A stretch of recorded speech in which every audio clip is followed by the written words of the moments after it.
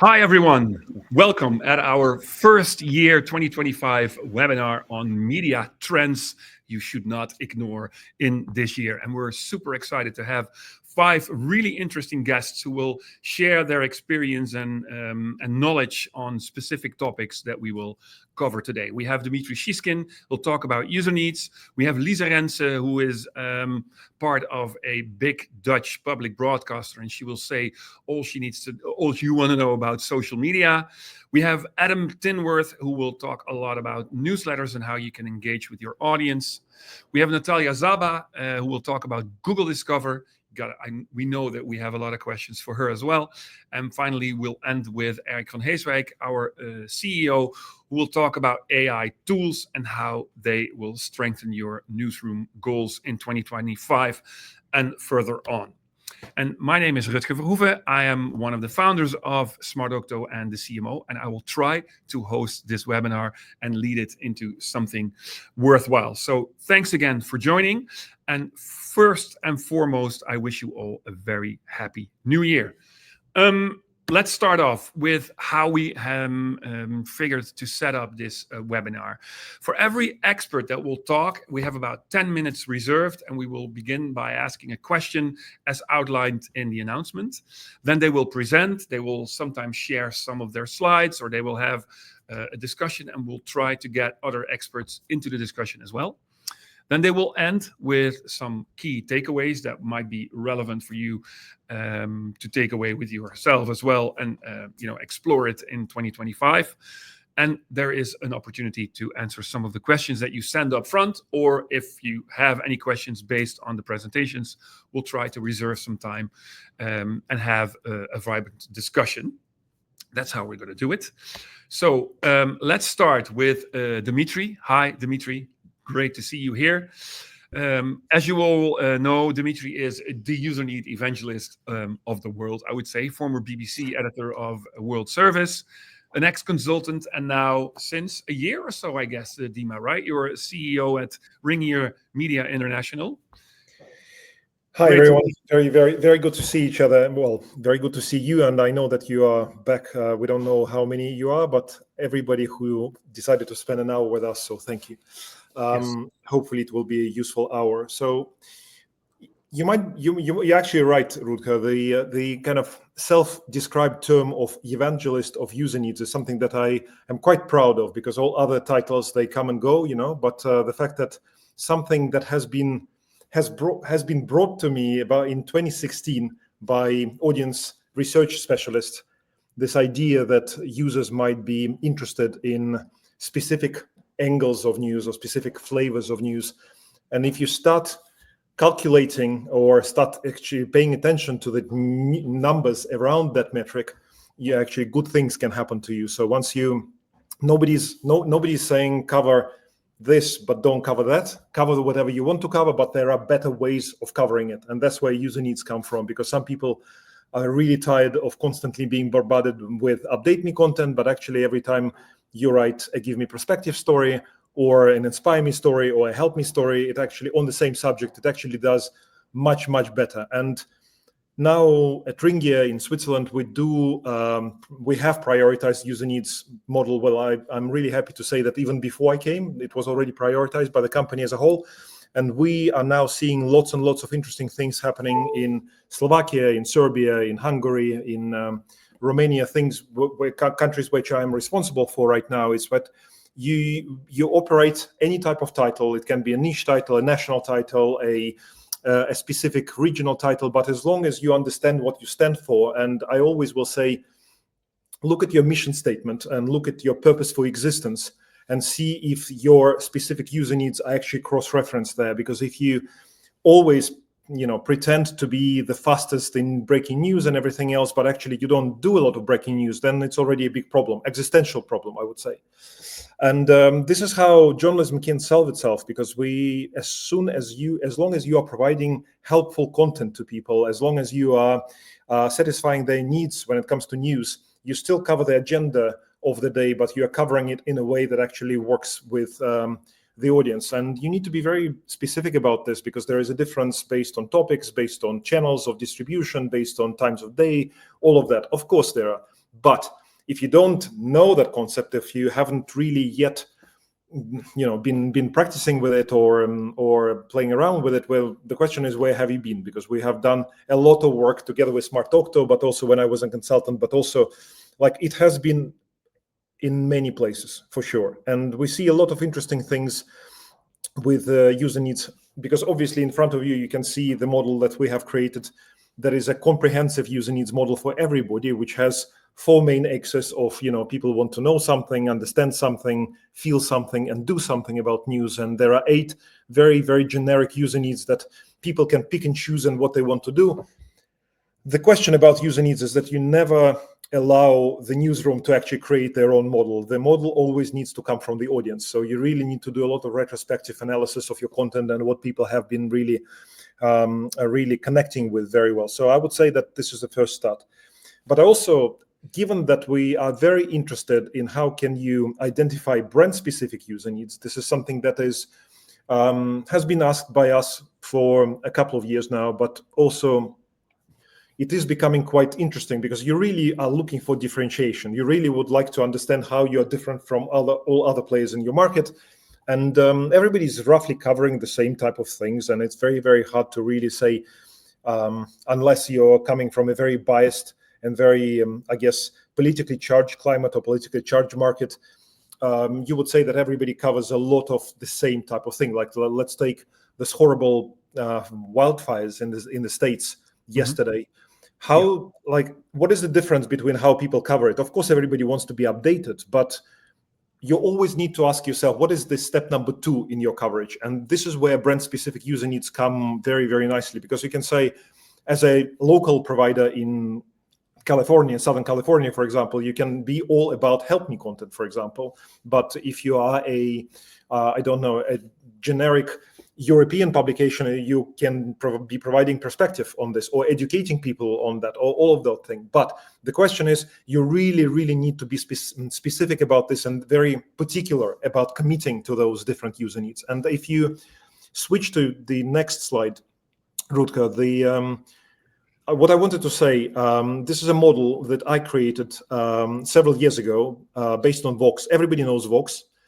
I'm a big admirer of Vox, and once I was reading, I was reading the interview with Neiman Lab with a new editor-in-chief, which came to work for Vox at that time, and she was talking about how they were commissioning content and what is the purpose of Vox existence. And you suddenly see, well, actually, she is talking about 6 specific things that Vox articles do.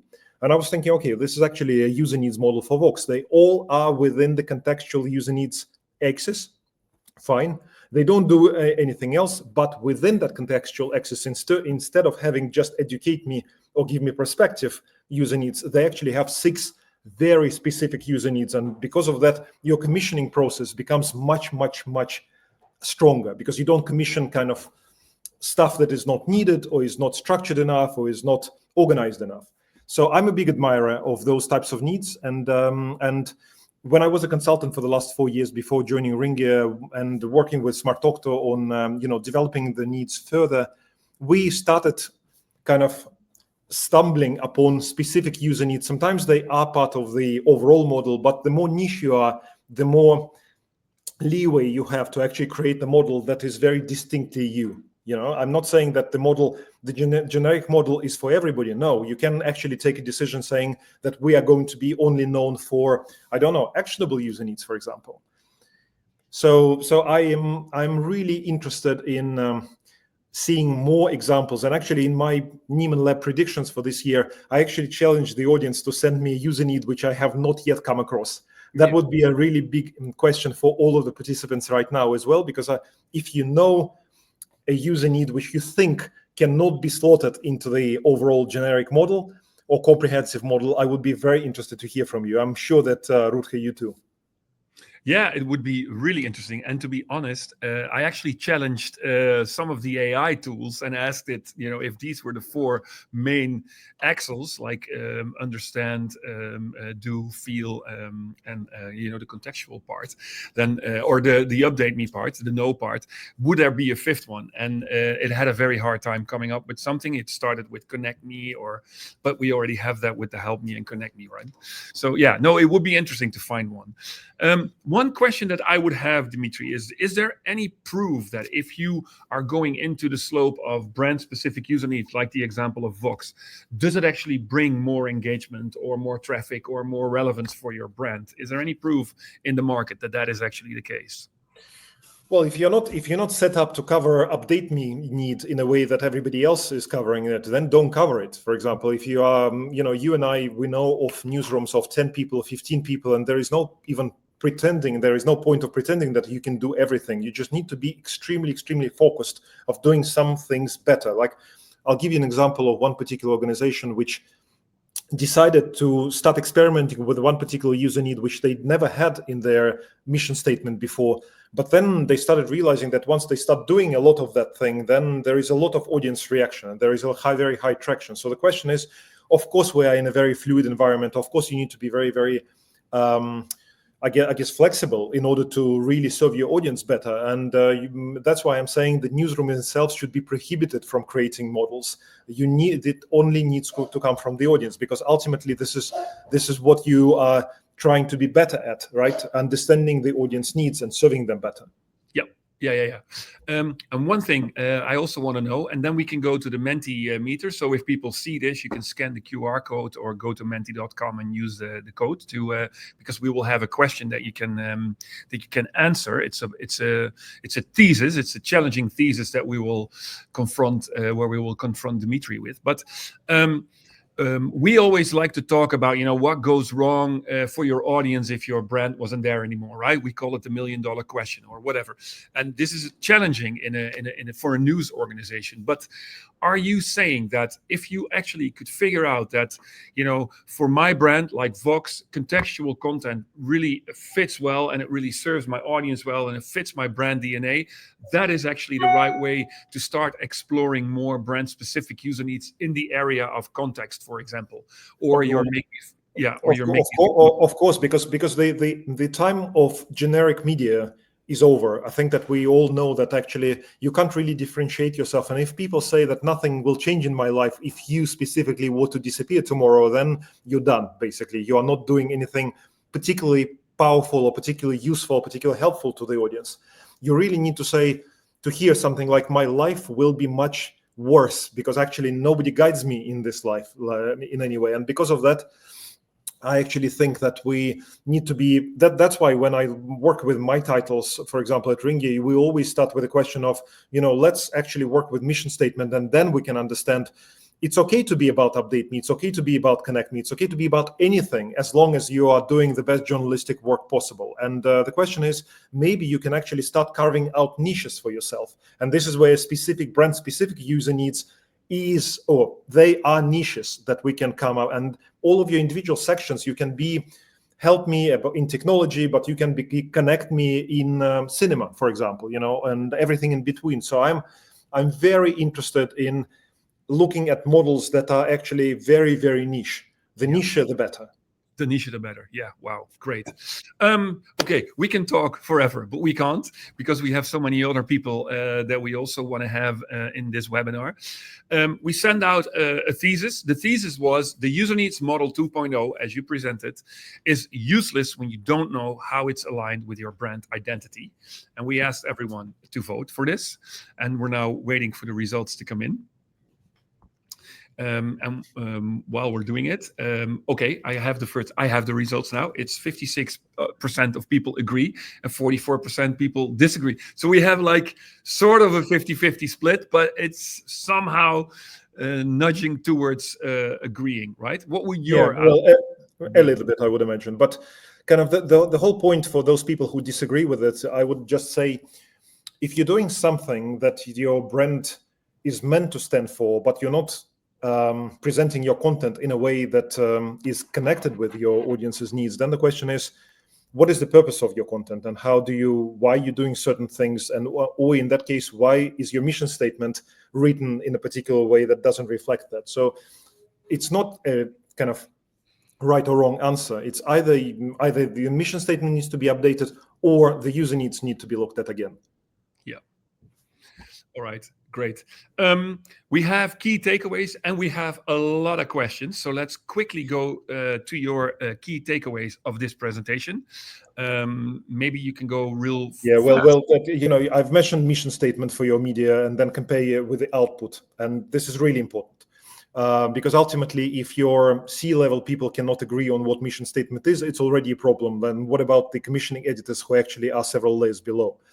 Then you need to understand what is the collection of those user needs that reflect your brand. So, for example, you can actually be very specific in saying, like Vox, for example, we only want to be about contextual user needs, for example, or you only want to be about, I don't know, actionable user needs or something. And then make sure that you know what you're doing in terms of, like, I really, really am a great believer in tracking output and making sure that your metadata is very, very, very on point. So that means that every single, like in an ideal world, every single piece of content will have three metadata points that everybody needs to have. One is about topic. Ideally, you would have subtopic as well. Another thing will be a user need per story, and another thing will be a format per story. Because once you have those three, you can actually like analyze the hell out of your output, and you will be much, much better afterwards. Yeah. Great. We could talk forever, but we cannot, unfortunately. But we have a lot of questions. I think one question is really interesting. I saw this one, and this is a question specifically for you, and about the user need model. How can it help to fight news avoidance? And this is something we hear a lot, of course, especially for the younger audience. Do you have any? Firstly, Sasha, really good to hear from you. Very good to see you here. I think it's very, very direct. The answer is very, very easy. News avoidance happens when you're not giving something that audience really finds valuable.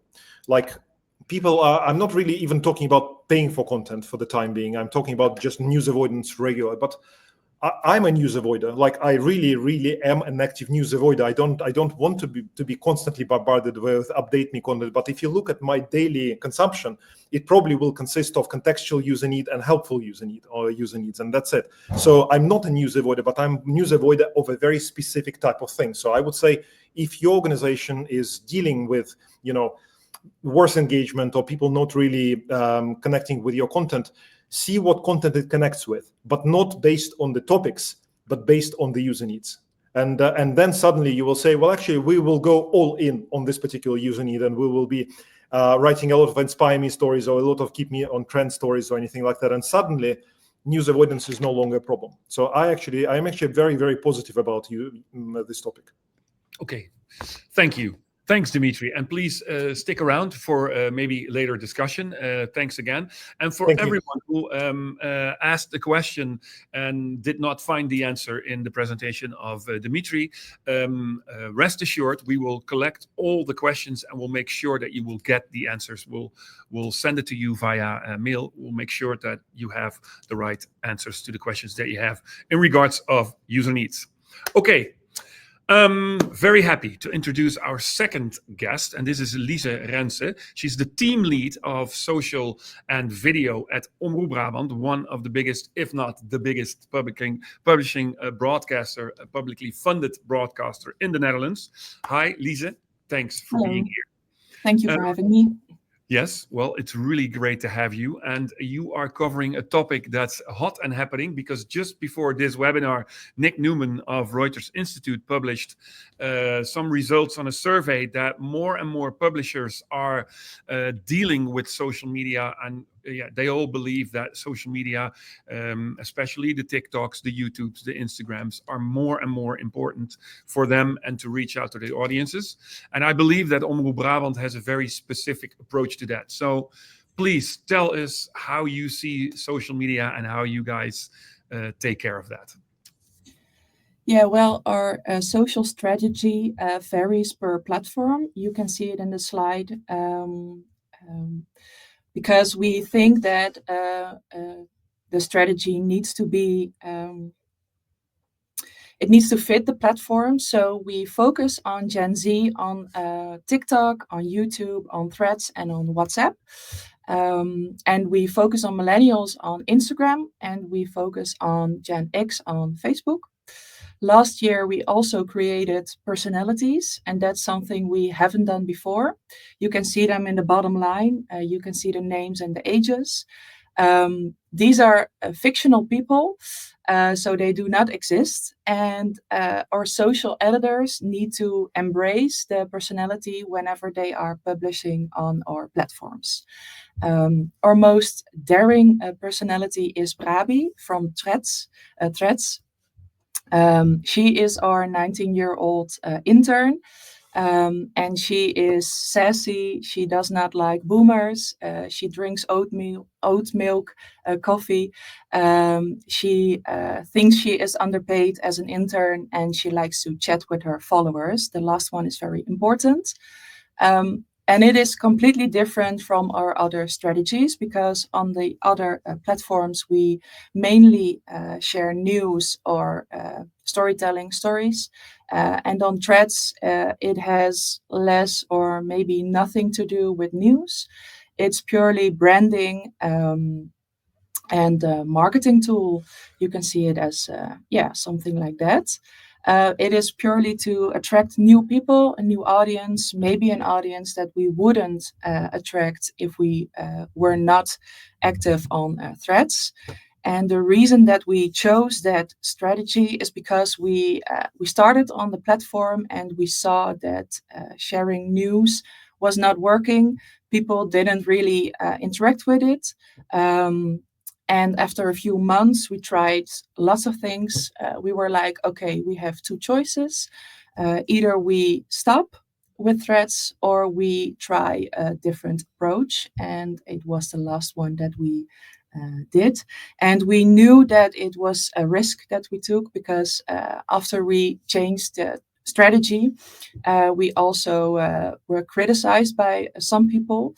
They were like, why would a serious public regional broadcaster do something like this?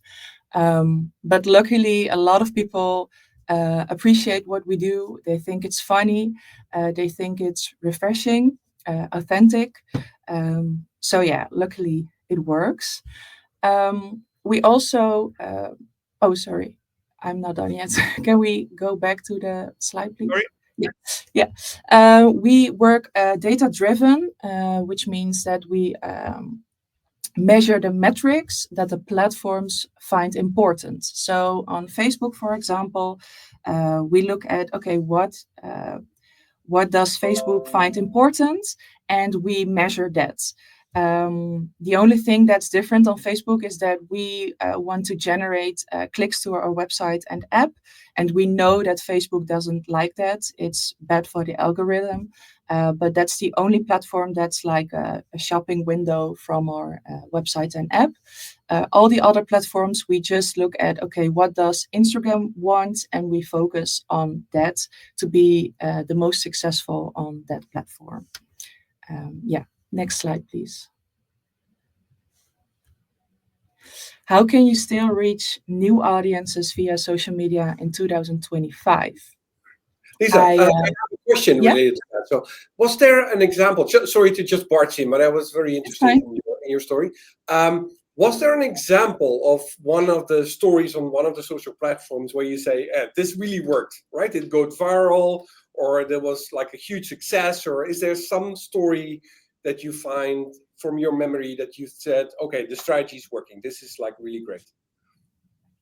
Well, one of our most successful formats is Misdaad Uitgelegd. I will talk about it later. It's on YouTube, and we created the format because we saw and we know that our audience on YouTube is highly interested in crime. So we make videos where we explain big crime cases from our province. And it is one of our biggest formats that we have. We see that people stay in the video, so they watch it, and the views are high, the interaction is great, they ask questions about the content that we release. So that's one of the successes that we've had. Okay, great, interesting. How can you still reach new audiences? Well, the most important thing right now is to be authentic. Most people are done with fake influencers, but also with generic publishers. And this means that you need to be different. Think what makes you or us as a publisher different and use that in your strategy. For us, it's the culture from our province. That makes us different from the rest of the Netherlands, for example. So we use that in our strategy. Another important rule for us is to just do it. Don't wait to hop on the bandwagon. We always say whenever there is a new social media platform like Threads or TikTok 5 years ago, we just create an account, we will post, and we will see what happens. And we can make the strategy later on. And what I see is that a lot of publishers are scared. So they wait and they wait and they wait, and then you're too late. So I believe that you just need to do it, experiment, don't be afraid to fail, because you can only learn from that. Lastly, it's important to have a specific strategy per platform, which I showed you in the last slide. And you have to speak the language of your audience. That's something that we try to do with the personalities. The personalities are based on our audiences, to make it more personal, to make it different per platform. So yeah, and it's even more important for the younger generation to be to feel safe, to be recognizable. Don't be too distant to them. That's very important. I also got a question if I could give some examples of great videos that we have created. On the left side, you can see Misdaad Uitgelegd, which I talked about before. It's our biggest format on YouTube. And we are even nominated at the Best Social Media Awards for it. So we're very happy about it. In the middle, you can see an employee-generated content video. We also make videos just inside at work. And this is the trend when Gen Z writes the marketing script. We did that video and it was a success. It has over 290,000 views and 20,000 likes. So that's one of the videos that we did. We also do memes or other trends. We like to hop on and show our audience that we know what they watch, we know what they like, and we do something with that. And on the right, you can see another vertical format that we have, and it's called Nog even dit. And in this format, we explain like smaller news topics to our younger audience. And on the right, you can see a video that we made after we got a lot of comments. People had questions, and we were like, okay, people want to know this, so let's make a video about it. And in my opinion, that's the best way to interact with your audience, because you show them that what they comment matters and that you read it and that you do something with it. Yeah. Okay. So we can go to the next slide. Yeah. The next slide will be the key takeaways, and we also have on the Mentimeter. And before people will start answering the question, I also have a question for you, Lise. How do you get your audience to move away from a very sticky social media platform and bring them, for example, to your main platform, which could be web and app, I presume? How do you guys do that? Is it part of the strategy? And do you have specific examples when that works and when it doesn't work, for example? It is not part of our strategy, but we have a different, it's different for us because we're a public broadcaster, so we don't have to earn money on social media. So it's easier for us to say, okay, it's fine if they watch our content on YouTube or TikTok and just stay there, and yeah, that's it. So our strategy is actually to reach the people on the platform itself. The only exclusion is Facebook. Like I told before, it's like a shopping window. The best articles from our website, we post them on Facebook for people to comment and interact with it. And the strategy, we choose this strategy also because we know that people don't like to leave TikTok. We know that they don't like to leave Instagram, and we are happy if we can have their attention inside like Instagram or inside TikTok, and if they can have a little bit of Omroep Brabant over there, we are happy. Also, the difference is so big between Gen Z and like the audience on TV. I don't really believe that it's possible to lead people from TikTok to your television, in my opinion. So for us, it's just two separate things. Yeah, and two separate audiences.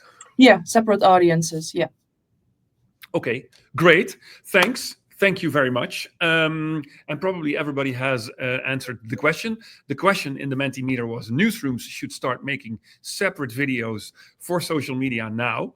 So like instantly, and the revenue model will come afterwards, as you addressed yourself, Lisa. And I guess you got a lot of people that agree, because 75% says, well, even more, well, they're still answering. So I guess, yeah, people agree, right? And you said like, you got to be there, you got to fail forward, maybe, like, you know, try, experiment. And it feels like everyone in the audience agrees with you. Any comments on that? Are you surprised? No, I'm happy. Yeah. I'm happy to see this. Yeah, like I said, it's different for us because we don't have to earn money on it. But I still believe that if you are a commercial publisher, you should still be active on social media, because, in my opinion, because the audience on TV, radio, etc., is getting older, and eventually that audience will die. You have to be future proof, and in order to be future proof, you have to be active on social media. So yeah. So brand awareness over revenue in the first place, I guess, right? And then build on the engagement and build on the community in a later stage. Yes. All right. Great.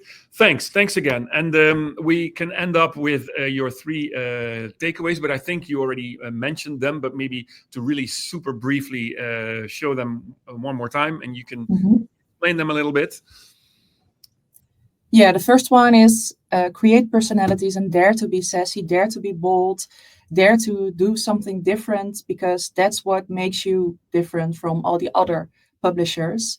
And that could be the reason for people to follow you or interact with your content. The second one is chat with your audience as if they are friends or family. Like I said before, don't be too distant.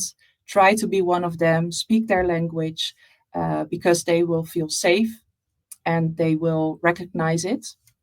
And the last one is experiment, and also accept it if you make a mistake and if it could harm your image a little bit.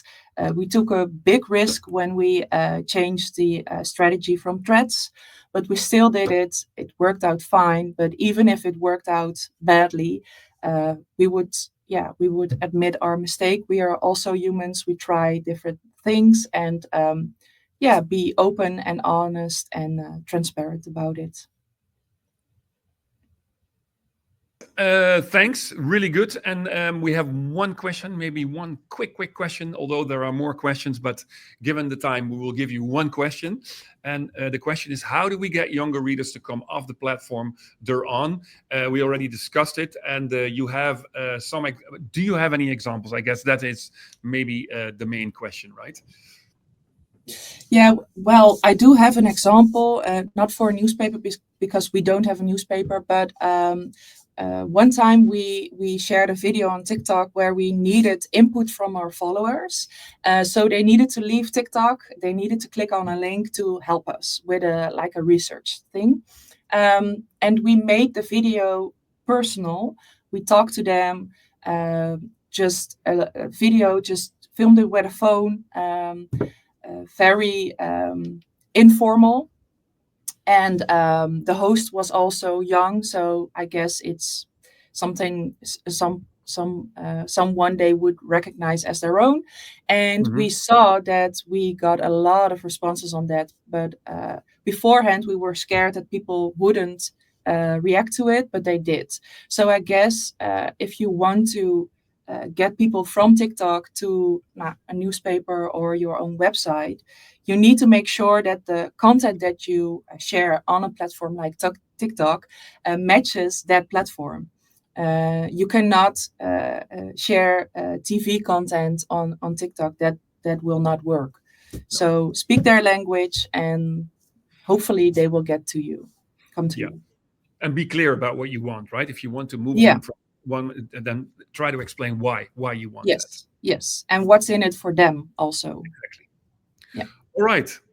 Great. And just like with Dimitri, we could speak for hours, but we cannot. So thanks. And also, please stick around, Lisa, if we have any discussion coming up afterwards. And if you want to break in like Eric did, that's also fine. Yes, so thanks again. We will go to our third guest. And I'm super excited to introduce Adam Tinworth. We're very happy to have him from the UK calling with a sunny background. He's a lecturer in journalism, a consultant, but foremost a newsletter specialist. And I also saw on LinkedIn that you know quite a bit when it comes to SEO. So who knows, we'll be talking about that as well. Thanks again, Adam, for being here. And you're here to talk to us about how to create valuable newsletters and use them to sustain audience relationship. The floor is yours. Thank you very much. And if I could have my slides up, or can I do that myself? That's brilliant. Thank you very much. Only the best, the most attractive images for you today. It feels kind of strange talking about a nice plump middle at New Year when most people are trying to get rid of their nice plump middles. And actually, ironically, I've just realized that I've ended up as the nice plump middle of this webinar as well, compared to the wonderfully svelte people either side of me. But what's the purpose here? What am I trying to talk about? Well, to quote a much more clever person than me, my friend Sarah Marshall, who's VP Audience Strategy at Condé Nast, she wrote a prediction for Nyman Lab just at the tail end of last year. And one of the things that she said was that your New Year's resolution should be to get a fatter middle. What does that mean? It means not eating more food, sadly. It means you should widen the waistline of the audience funnel, paying more attention to the engaged middle than the flyby traffic at the top. I've often thought that the original sin of the 2010s in journalism is that we took search traffic and we took social traffic, but we didn't really work as hard as we should have done to turn that into something with a relationship. Audiences need to try before they buy, she went on. And this is a really fun step of the audience role. Is when we work on a newsletter that becomes a daily reading habit. And that habit part is really important about making the most of newsletters. It's a characteristics they share with podcasts. We can sort of build them into a habit in people's routines. It's when we work across teams to delight audiences with familiar and distinctive voices. So when we try new formats such as narrated audio, podcasts, and quizzes. We also have effective ways to get to know our audience, offer them the right value exchange, and people will create an account and log in. So this is really where newsletters fit in. We're bringing people into our beginning of a relationship with our titles through search, through social, but we're trying to develop that relationship through something that's a habit-forming tool. And that's what the best newsletters are. However, it feels odd talking about newsletters as an emergent trend because actually email newsletters may be older than some of the people listening in. I mean, they're decades old, but they've seen a real resurgence over the last 5 to 10 years because we've realized how important they are at developing relationships with our readers. And because of that, lots of people are doing them. There's lots of fighting for attention. It's not just us as traditional publishers.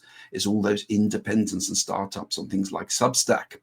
So in a competitive market, our newsletters need to be ruthlessly audience first. Now, you might reasonably say to me, Adam, aren't all newsletters audience first? And the answer is, well, if we're really honest about it, probably not. If you look at how many publishers construct their newsletters, they tend to construct them around their own structures, their own working structures. So a classic example would be the desk newsletter, where the lifestyle desk have a lifestyle newsletter. Now, does the word lifestyle really resonate with our audiences? Business newsletters, or something like Front Page, which is trying to do a sort of front desk breaking news thing. Now, I'm not criticizing the Telegraph here. The Telegraph have a very smart and very good newsletter team, but I'm just giving examples of how sometimes our own structures can come to define what we do, rather than thinking, as Dimitri would tell us, and I bow in my admiration to Dimitri's work on user needs, we don't always put the user need right at the front of how we think about things. Often people do sort of bucket newsletters. Here's everything we've produced in the last week or the last day or the last afternoon, for anything from the Spectator's sort of lunchtime roundup email there to some of the journalism industry ones on the right. And also, particularly in the independent space, we see these sort of person-centric newsletters, the, as I call it, me newsletter, where the person doing the work, the person doing the analysis is the sort of the key selling point. To a large degree, Casey Newton's Platformer, for example, if you're really interested in social, you probably should be subscribing to that. Or Matt Navarra's Geek Out newsletter, maybe not directly relevant to a lot of people in journalism and social media, but if you want to know everything that's happening on every social platform, that's what Matt offers. But it is partly sold on Matt's own reputation as a social media expert. So how do we move on from that? Well, we need to sort of start accepting that best practice can be a trap sometimes. What do I mean by that? Well, there's some clear things that we need to think about when we're thinking about newsletters. Yes, they are great tools for segmenting your audience. Actually saying, okay, here's a set of content that's appropriate to these people. Here's a set of content that's appropriate to these people. Here's a set of content that's appropriate to these people with these interests at this time of their life. They allow us to get our content in front of our audience without algorithms being in the way, with the small exception of the spam algorithm, which we still have to work around. It allows us to build those direct relationships with our audiences. And that's really what Sarah means by sort of developing a nice plump middle. Yes, the review should, trying to use English, Adam. They're a useful conversion tool. I'm conscious of trying to go quite fast. I'm used to doing 2-hour lectures. I'm trying to do a 10-minute talk here. But critically, they build habits. They're built into people's lives. They become something they regularly consume and actually create a space in their day for. And yes, you can monetize them through sponsorship and ad sales and things like that. But as I said before, best practice can be a trap. What do I mean by that? Well, if you look at a lot of online advice about newsletters, you'll see them promoting a structure that looks pretty much like this. Is a sort of a generic version of it. You maybe have a sponsor banner at the top. You've got to have a human intro and visual at the beginning because, human intros, a direct author talking directly to the reader, is a wonderful way of getting people to transition from the triage mode they're in when they're inbox most of the time to a reading mode. And then you'll have your sort of structural element, which you've planned into your workflow, and then an ad slot, and then another structural element. And then eventually you'll have some sort of anchor feature at the end of the newsletter, something that's compelling enough in its own right that will pull people down to the end of the newsletter. One newsletter I work with, for example, discovered that their most click-through thing was the competition that they had about halfway through the newsletter. Everything above the competition got good click-through rates. Everything below the competition got lower click-through rates. We experimented by moving it progressively further down the newsletter. The click-through rate to the competition stayed static, but everything above it went up. So it's clear that that was what they should have been using as the anchor at the bottom. But you have to modify these pieces of received wisdom against the needs of your audience. And what do I mean by that? Well, as I said at the top, this sort of perceived newsletter advice that all newsletters need a human intro to shift people from inbox triage to reading mode. Except, again, another client, entirely different client I work with, tried that before I was involved, thankfully. And their open rates fell like a stone. Their particular audience didn't appreciate the human element. They just wanted that really efficient set of links. They just wanted the human being to basically go out there and sift the most important content for them and deliver it to them every morning in their inbox. And that was to do with the personality types of the audience they were targeting. So in some situations, that approach will be a fail. Essentially, your problem here is the more niche your audience, and actually Dimitri touched on this as an idea in his presentation, the more distinct they become. And therefore, the less some of the off-the-shelf advice is going to work for you. For example, things like personality types. That example I just cited, just give me the information. I don't care for your social niceties. Also, you need to think where people are sitting on what you might call the information passion alignment. Is this information they need to do their job? In which case the presentation might be very different from a newsletter about something that they care about, like fashion or gaming or sport. You know, is it, yeah, I need this information, but you ain't going to make me enjoy it? Or is it, okay, I've got half an hour, I've got a cup of coffee and I'm going to kick back and read it? Again, those things are going to give you a very different newsletter structure and approach. But critically thinking about life rhythm, when are people reading it? When are they fitting it into their day? And making sure it's there in front of them when they want it at the right time. So one way to think about this is what matters in making a really compelling newsletter in an increasingly competitive battle for space in its inbox is four things, really. The personality type of the audience you're trying to reach, their life rhythm.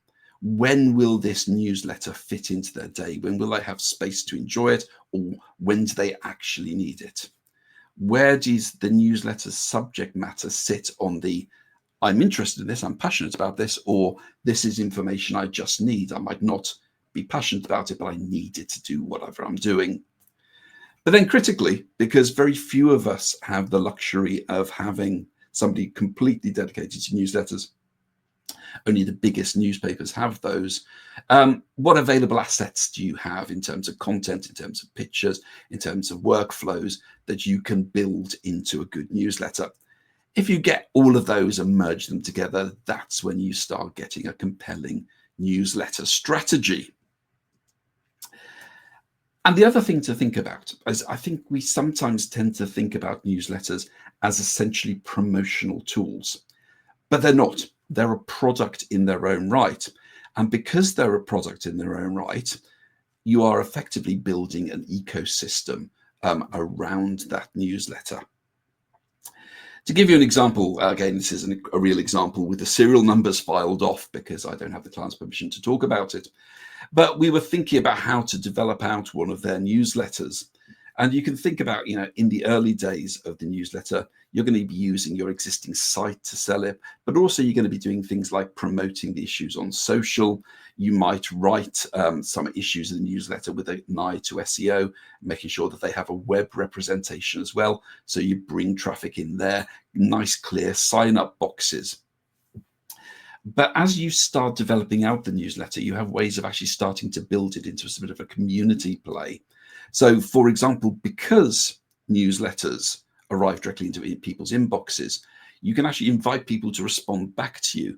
One of the things that really annoys me about newsletters is when they come from an address that says, do not reply to this address. Huge missed opportunity, because sometimes just getting people to hit reply and send you feedback is really useful, because you can then bring that content into the newsletter, give people an emotive stake in the newsletter because they've appeared in it. And then that sort of drives them as recommenders of the newsletter and can help build them for you with all the sort of positive benefits that brings. And then as your readership grows, you can start to encourage commenting if you have a web representation of it. You look at platforms like Substack, which have done incredibly well in driving this forward as an idea. As time grows and the audience grows, because there's a scaling factor here, you can start actually giving the readers a space to gather together as a community on things like Facebook or LinkedIn, or increasingly Discord or a subreddit on Reddit. I mean, sometimes you won't have to do this. Sometimes the readers will do this themselves for you and you can just participate, but that's kind of an ideal world. And eventually over time, you can reach up right to the sort of reader meetups and online events. This is one of these places where actually it's really useful for us in journalism, not just to look at what our competitors are doing, but looking at that wider market, how the independent newsletter authors in places like Substack and using platforms like Ghost, how they're building audience and community and loyalty around their newsletter products. And here are my, I mean, I may be sort of leaping ahead here, but here are my key takeaways. Essentially, the best newsletters are built on stellar audience research. And this is where those user needs come into play from the first presentation. You know, if you're not thinking about what the user need is that this newsletter is solving, you're not starting from the right place. Then use metrics like open rates, which are slightly difficult because of the stuff Apple's done, but they're still by variance going to give you a sense of what's working and what isn't. Use them to ruthlessly iterate based on your initial concept. What's working, what isn't? Is your time of day right, or can you experiment with other times of day? You know, what are the click-through rates from different parts of the newsletter? That's going to give you a strong sense of your structure.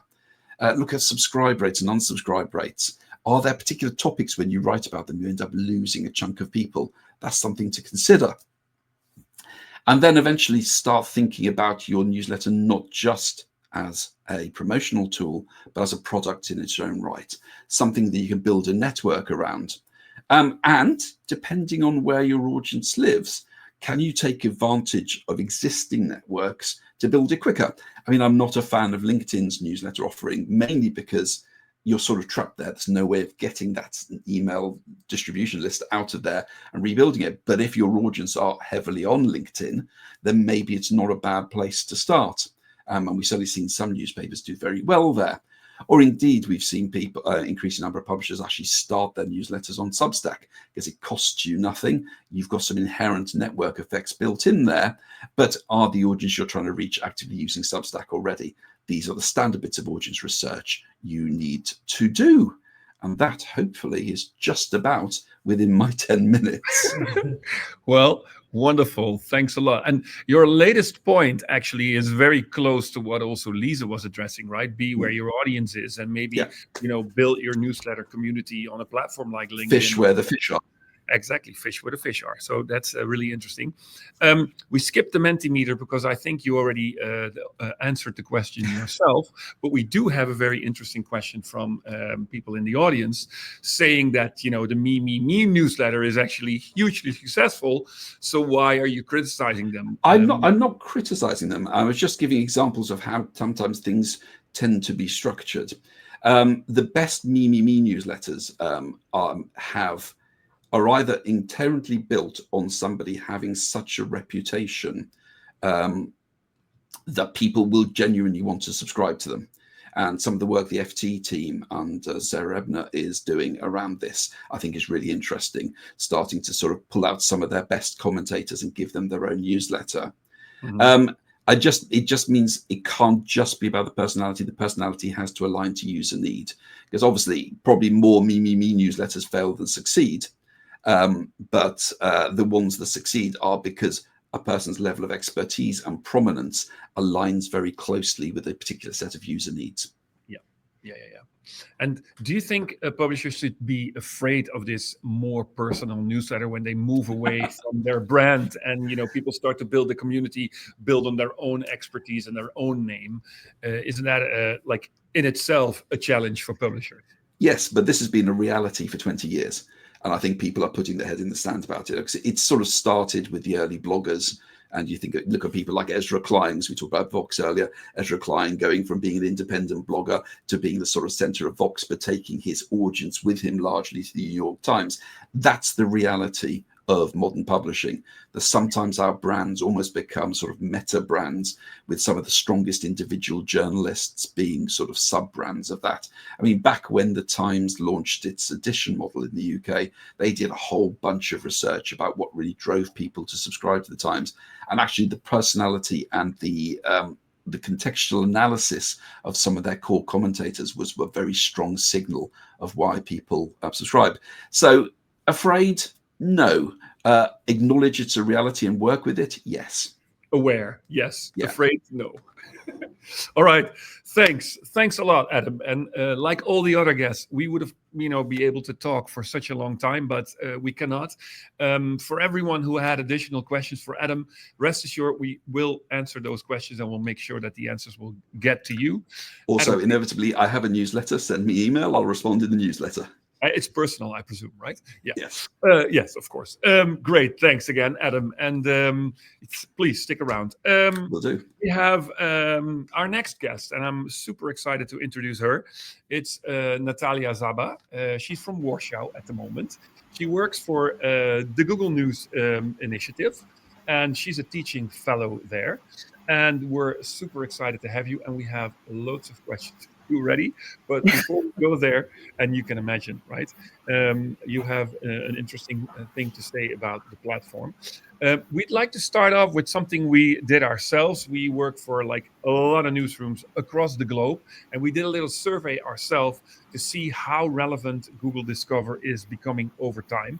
And you see here from the data that we collected from all of our brands, they go from Australia to Northern America, Europe, South America, where, globally, we see that it's been 4 times more important as a referral platform than it used to be in 2020. So I guess something is going on with Google Discover, and people are very eager to find out, what they can do, to be mentioned on Google Discover and use it as a referral channel. So what's your take out on this simple graph that tells the whole story in itself? First of all, thanks for having me. I'm super excited to join you here. I'm afraid, however, I'm gonna be the most disappointing guest in this panel, precisely because of the topic. I know the expectations are high, and Discover is a tool which really works a little bit like a drug, right? Once your story is there, no matter if you're a reporter, an editor, or the CEO of the company, it's just this hype that, oh my God, we are there.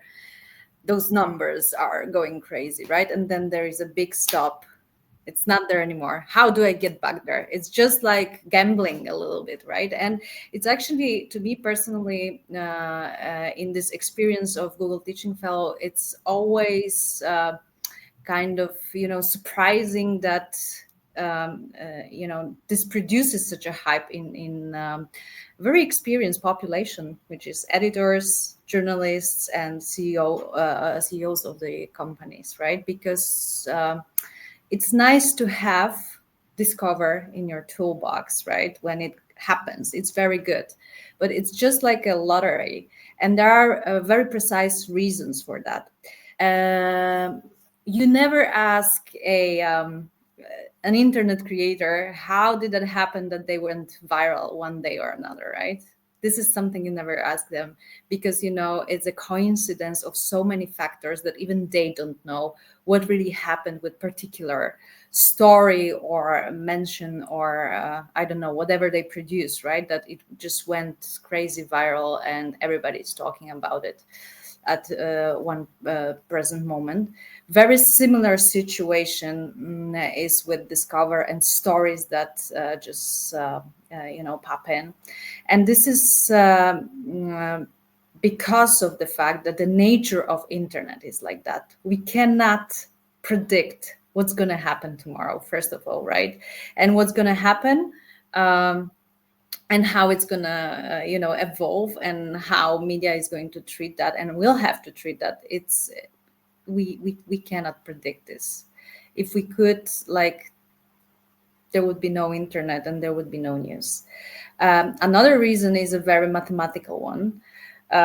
So you must know that each day when people search stuff via Google search, globally, around 15% of those searches are completely entirely new to Google, which means Google has to define first what users particularly mean by this precise search. So it means we are not able to predict what will be the need of people and what is there in their mind popping out, and needs to be either translated or communicated, right? So it's a very, very hard task to do. 15%, it's a massive, massive number in the whole, say, numbers of search daily, right? So this is another reason why you cannot, and nobody can, including Google, predict what's going to be trending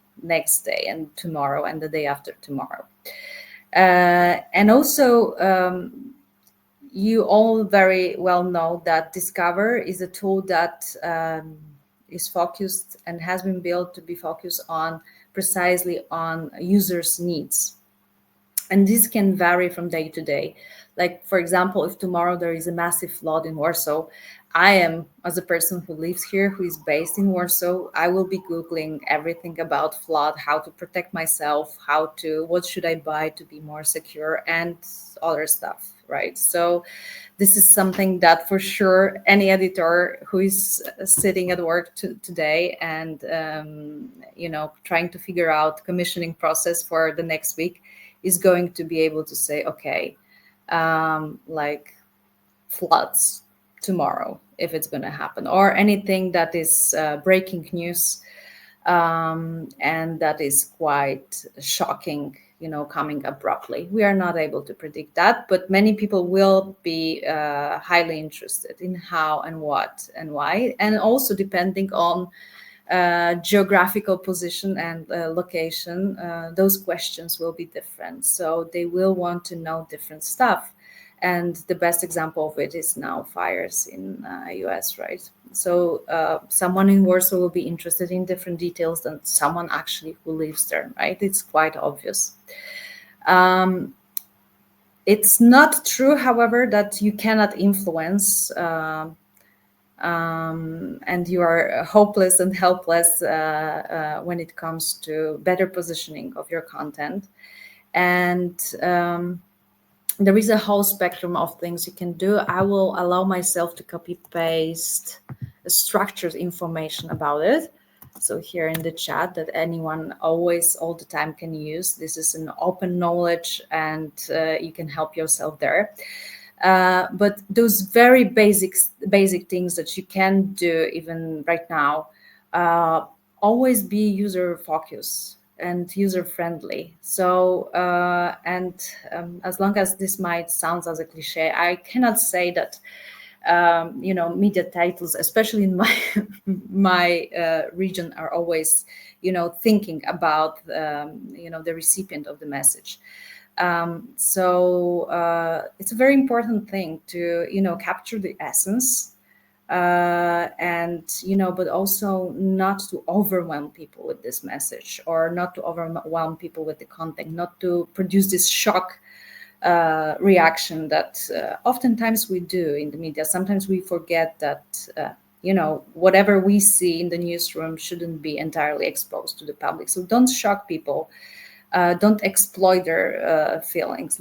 Try to capture the essence that is crucial, but avoid clickbait. Really, this time of producing clickbait stories, it's really coming to an end, and I think all guests here already confirmed that.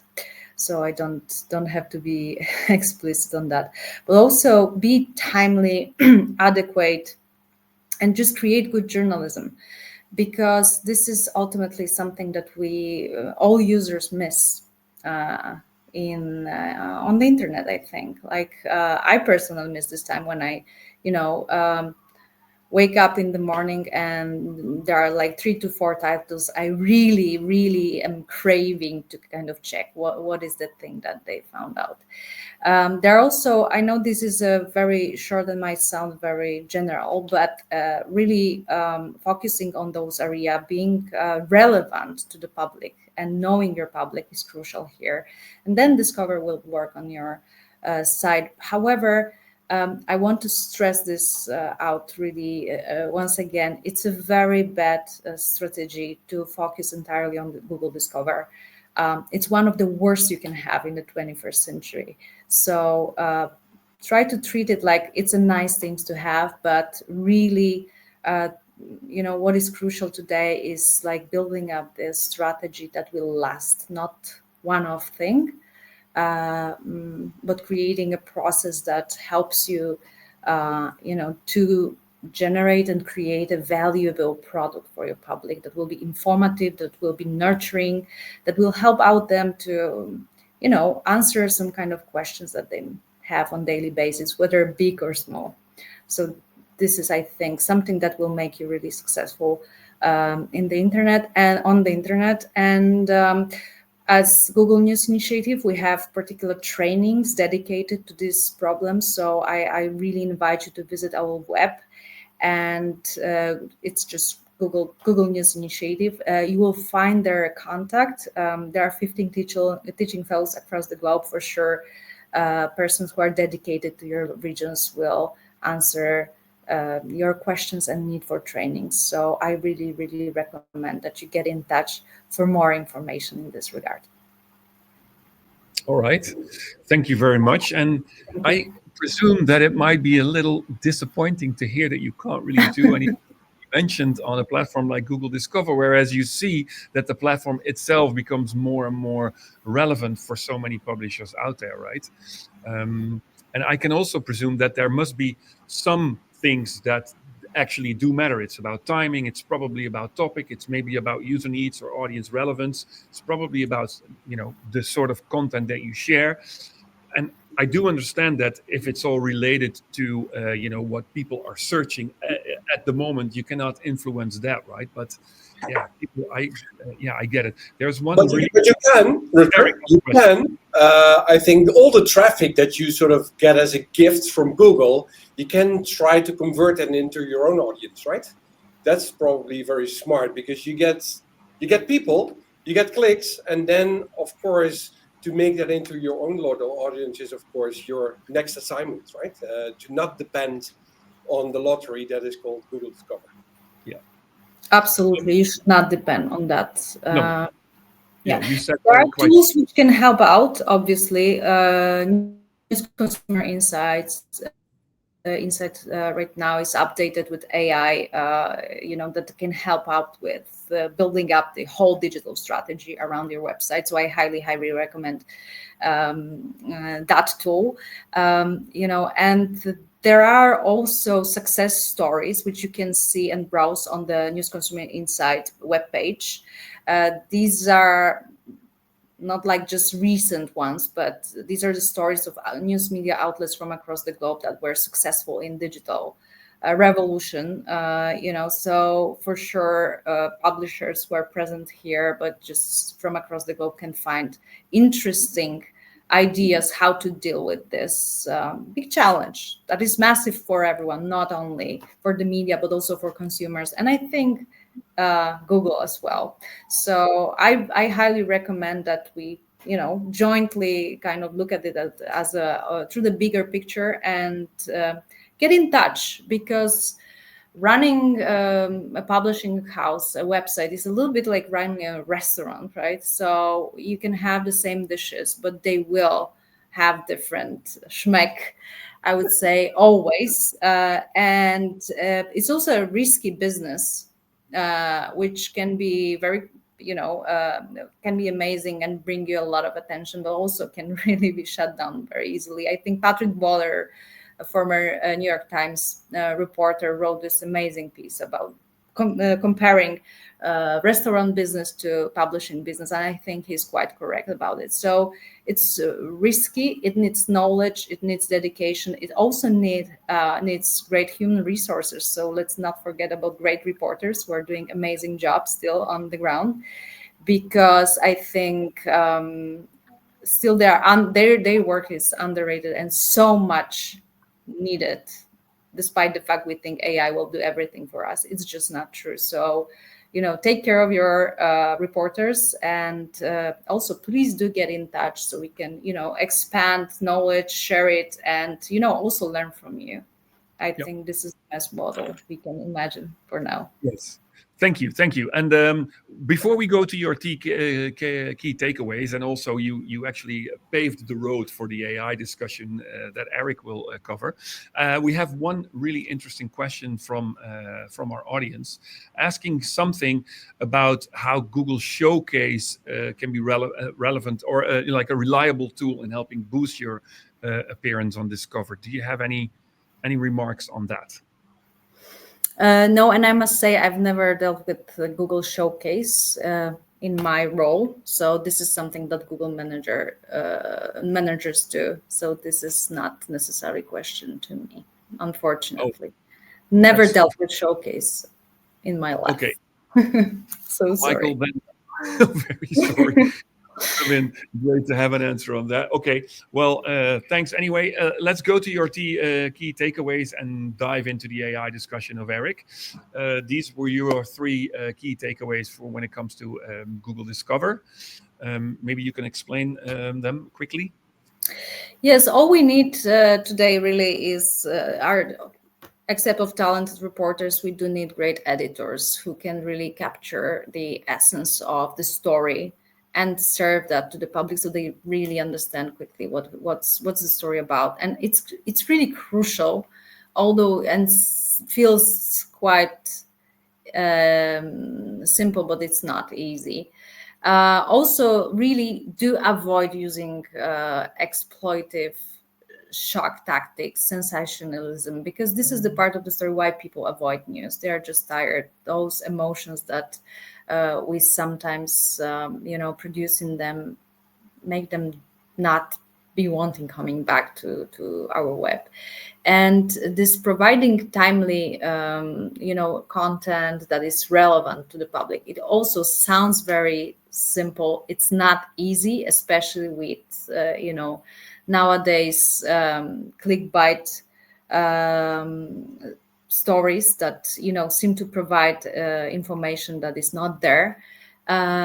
It's really extremely important that you are original, that your angle is valuable to your public, and to produce that you really need great people on the ground who really not only follow reality, they can see it on much deeper level and serve that to your public. This will really help you not only in the ranking process on search, but also in keeping people interested and people just involved in whatever you produce. I think then everything follows. Yep. There is a red thread in a way, with user needs and authenticity, and make content that stands out and is relevant to your audience. So yeah, really, thanks again for your insights, and please stay around as well as all the others. And now it's up to the last guest on maybe the most vibrant topic for 2025. It's all about AI. And I'm very happy to introduce our own CEO of smartocto, Erik van Heeswijk. He will talk about how AI tools be harnessed to strengthen your newsroom's goals. So please, Eric, the floor is yours, and we're very eager to find out your vision on this. Thanks, dear colleague. Well, maybe I can do a brief couple of slides on this, but the good news is that I actually 100% agree with Natalia's views on this. She was an excellent slide into my views, I think. As an AI nerd, actually, my main view is that it's not all AI, to be frank. Let me share a couple of my slides here as well. Obviously, it's about smartocto, right? We are from smartocto, And for the people in the webinar, because we tended not to use the smartocto product a lot because it's more about the internet trends and the online news trends and what's happening. But for the people that don't know smartocto, we are a decision-making editorial analytics tool. That's sort of the lens that we are seeing this through. And for us, the most important thing is actually decision-making, right? What is the most used part and the most discussed part on AI is actually the rewriting and the automatic robotic writing and stuff like that. What me personally interests the most is the decision-making. How can AI help you with the accurate decision-making in the newsroom? Be it the commissioning of stories, being the rewriting, adding different headlines and stuff like that. Every decision that is actually being made in the newsroom, AI can be applied to that. But as you already hear, here's, by the way, all the sort of the relevant news media that we're working upon in all the world. That's our view. That's the data that we have. But for 2025, we need to focus on what is the merger between analytics, the goals of an organization, and the AI. What I see as a pattern in the last 4 speakers as well is to be authentic, to be mission-driven, to be yourself, to choose and focus. And that's also what the data and the analytics and the AI should do, what should it help you with. I always compare editorial analytics or any kind of data with driving, basically, because that helps in sort of making it visual in the newsroom what the data is actually used for. And well, this is like the classic way of driving, right? We made this sort of cute visual, but you all do all the driving. The cars gives you a bit of metrics on how fast you're going, on how much gas you still have, or what's the take on your passengers and stuff like that. But what people are striving for, what used to be striving for with AI, is that you do nothing, right? You drive. And that basically means you're reading the newspaper, your car takes you from A to B, and you see a lot of hilarious videos online, of course, of cars that don't really take you anywhere or drive circles in the parking lot. Of course, it is hugely impressive, right? Even the fact that there are autonomous vehicles that take you from A to B is hugely impressive. But what is missing and why it's taking so long for AI cars to really be mainstream is that it's hard. And let me tell you a secret, making content is even harder than driving, right? Because precisely it needs to be user needs driven, it needs to be connected to an audience, and who better knows more about what is useful for a human than another human. So what I think is the main shift for 2025 is the fact that there is a really big, really smooth merger between the AI technology and the people that are making the content, are making the decision. And I think that smart paradigm where you're driving, you get really interesting notifications where you should go left or right, or how you change lanes or stuff like that, is actually the way forward, at least for the next couple of years. And I mean 5 to 10 even. I don't see a future where AI can take over everything in journalism, God forbid. But it also needs to be sassy, it needs to be juicy, it needs to be authentic. So the only thing, the best thing that AI can do for you is to help you with that. And that's, I think, is an underestimated route. Because AI is, let's be honest, it's so spectacular. It has a wow feeling to that, that it's easily to be tricked in, well, what other stuff that can AI do, or how can AI completely take over a whole organization. And that didn't bring the best results. And I guarantee you, in the next few years, that doesn't bring a great results. So when you compare to driving, there's of course the driver, you have a dashboard, you have a map, you can see where you're going, and in the end you will be assisted by your tools, mostly sort of a navigation system in your car, and you get a trip, and you also get a tip on where you need to go, right? And this is what the current driving is what it looks like. And I think the same goes with AI in the newsroom, actually. You have a user, which in this case is an editor or commissioning editor. It has all the metrics, it has the dashboards. That's, of course, where smartocto comes in. We have all the dashboards and the reports and the data. Every click, every like on Facebook is in our system somewhere. You introduce also the stories to the system. But, and that's my main point for today, and I think it actually aligns with the previous speakers, you also introduce to the system your goals. What do you want to achieve? Which audience is yours? What stories are you producing? Which are the success metrics in the newsroom that you actually need to pay attention to? And that's where AI should be applied. So what does that mean in practice? Of course, you get a tip, you get a notification. That's what smartocto is known for, right? We don't only do the dashboards and the reports, but we, even for years, even before OpenAI and all these other fancy tools, we used to produce notification that says, well, this story should be longer, this story should be on Facebook, this should have a different headline, or here in this story, the user need is very murky, it's being mixed, and it doesn't produce great results. So AI can help with all of that, right? Decision making is an undervalued, let's say, an undervalued approach for AI. So don't only do the dashboards and the reports. It's a bit maybe strange for me to say that as an editorial analytics system, but apply smart notifications to that, apply smart AI to that.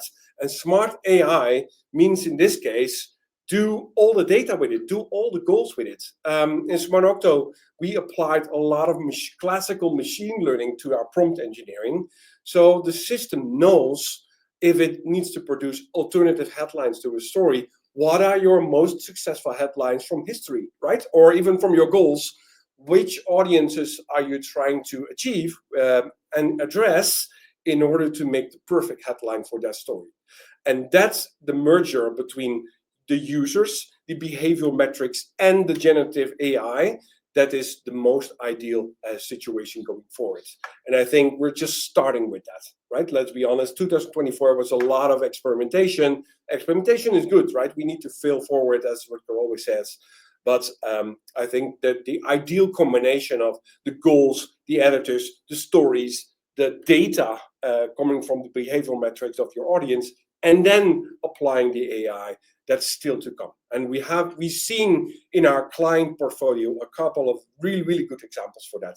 But this is going forward. And some of these objections that we always hear then are maybe disappearing a little bit, right? So when people are worried, when I input stuff in OpenAI, do I lose my copyrights, or will it be used for training and stuff like that? You can train your own AI models nowadays, right? You can sort of confine all the data and all the stories and even the decision making within, let's say, an isolated group of AI. And at smartocto, we train the models especially for your own environment. But also, can I rely on the output? I'm not a really big fan of applying AI to totally write complete stories or rewriting total stories. But that's why smartocto, for example, focuses on giving you a recipe on how to rewrite the story, or what part of the story isn't really good, or which user needs are there and should be there, right? One of our big features in that will be launched soon, but is secretly already there for the people in the webinar. That's a new one. Is our renewed user need tagger, right? We are getting better and better in recognizing the user needs that are in the story automatically, so your editors don't need to add the metadata, but also recognizing what that story is eligible for, which user need could be a follow-up to that story, and giving a recipe on maybe how to do that. And yeah, you will be dependent on OpenAI policies if you're just allowing your editors to just put in, let's say, prompts into ChatGPT. But there are ways to just circumvent that and to train the models in such a way that you can add that to your own mission statement. And yeah, of course, that's like Natalia said, to be dependent upon Google Discover is scary, and you have some tactics around that, and the same goes for AI and the dependency on their policies as well. what does that look like in practice? Well, this is, for example, smartocto AI. You have an overlay over your own website, and you can optimize headlines or paragraphs or stories. And again, it comes with headlines based upon a North Star, getting more engagement, getting more page views, getting more attention time. You can choose your North Star. The system really allows to input your own goals. And then it also has been trained on your own your headlines and your paragraphs and your stories. And you can even ask the system, well, what's user need is this story, and give me a recipe on how to do that better, right? And it even sees that on a paragraph level. So there's a lot to do, even for smartocto. There's a lot to do in 2025, but we're getting way, way better in making that ultimate mix of authenticity, stories, data, and ways to improve that with AI. And I think this is a really exciting territory for us as well. And for me as an AI nerd, that's especially a fact. But I want to keep focus as well. It's the combination of journalists, editors, and AI that will be the most successful. I'm 100% convinced of that. And I see examples every day in our client portfolio of that. It's not the way forward to just say, okay, let's put some AI on anything, basically, and try to reduce the number of editors in your newsroom and see if you can make it happen. That will be a failing policy going forward. Eric, I've got a very specific question specifically about that, if I may. I mean, it's all good and well to say that AI can produce a tip of what to do with a story or what to do next and everything else, but the tip itself only will be produced based on your earlier input. It cannot come up with inputs itself, right? So like a lot of people are missing the point, thinking that we can put all the data in the system and it will somehow miraculously come up with recommendations. It won't. So recommendations only will need to be fed back into the system, and then it will start calculating according to your assumptions, right? Yes, definitely a fact. But we have ways to sort of improve that sort of feedback loop as well. So what you see is all the stories, all the data will be in our system of a specific brand, and that will be used to produce headlines or notifications and stuff like that. That's what we, as you know, have been doing for years. But we now have ways to talk to a publisher and say, listen, this has been your historical impact in your historical story portfolio. Where do you want to go? Do you want to drive another route? And let us train a model accordingly, right? So there's the past that can be used for training data on your brands, but there's also the future and the goals and your assumptions going forward, and that will also be used for training the model. I think it's a really important point to make people know that it's not going to be just miraculously there. It still will require a little work. Oh, yes, definitely. That's a very valid point. To give you like an interesting, funny example for that, when we trained the model before, like in previous years, we had like thousands of stories, 10,000 of stories, and we used that to train the model to give alternative headlines for a brand. And almost every publisher that we sort of presented that to said, yeah, that's great, and we recognize our brand in the headlines, but the headlines are really boring. And the funny part is, they found their own headlines really boring in the end, right? That's the ultimate conclusion that we reached in 2024. So there is also an element of, let's say, user needs and let's say impact and intentions going forward, and authenticity in applying AI. It's not a mechanical process. It's actually a combination of a lot of data, a lot of good prompt engineering, but also a bit of creativity to make the ultimate mix. That's a very, very good point. Yes. Thank you, Eric. Really, really, really interesting stuff. And since we're heading into the last 3 minutes of this webinar, I would like to encourage you to go quickly through your 3 main takeaways on this super interesting AI topic. And thanks for your question, by the way, Dimitri. Please, Eric. Well, it's a lot of what I said already. Make sure that your AI understands your goals, right? Do not just throw it in and hope for something better. It's a tool. It's a mechanic. And you should be driving the process, not sort of letting AI drive the process, and I think that's very, very crucial. Make AI explicit in your shared newsroom workflow.